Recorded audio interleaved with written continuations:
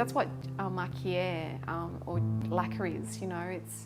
It's that lustrous finish that, you know, captivates a lot of people.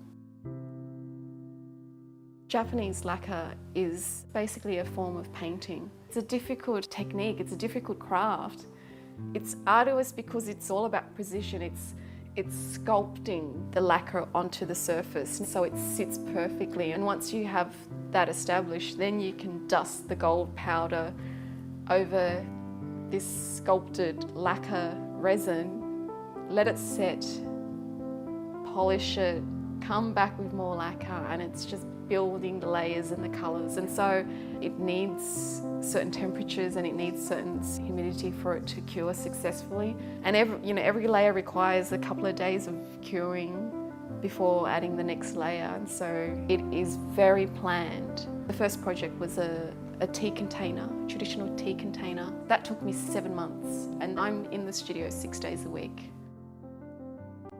I have this love of you know, creating vessels and boxes with jewellery. So often when you look, the ring has a stand or the ring sits inside a box, and when it's not in use it looks like an object. And so I really wanted to learn these techniques and apply it to jewellery and objects that I make, you know, to establish my own form of language. And so when you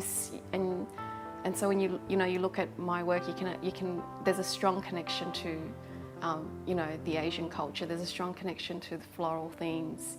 I was really inspired by how the motif of the flower is articulated in Asian cultures. When I was practicing, you know, my paintbrush strokes, learning, you know, how to hold my brush carefully, learning how to get those beautiful fine lines, all the patterns again were of floral prints or animal motifs in the gardens, and you just can't help but have that connection. And then I think maybe that's a, you know, subconscious thing, you know, with my family and their crazy garden. I think that's a, you know, unexplained connection there.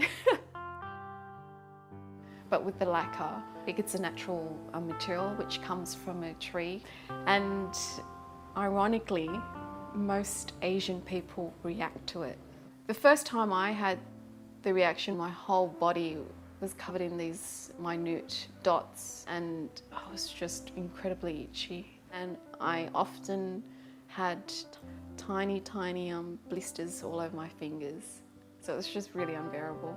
With metal, I'm fine, you know, like I always want to touch the metal and, you know, work with it. But with the lacquer, you know, it's a little bit, because I know what's going to happen. Because I know I'm going to have to feel uncomfortable for days.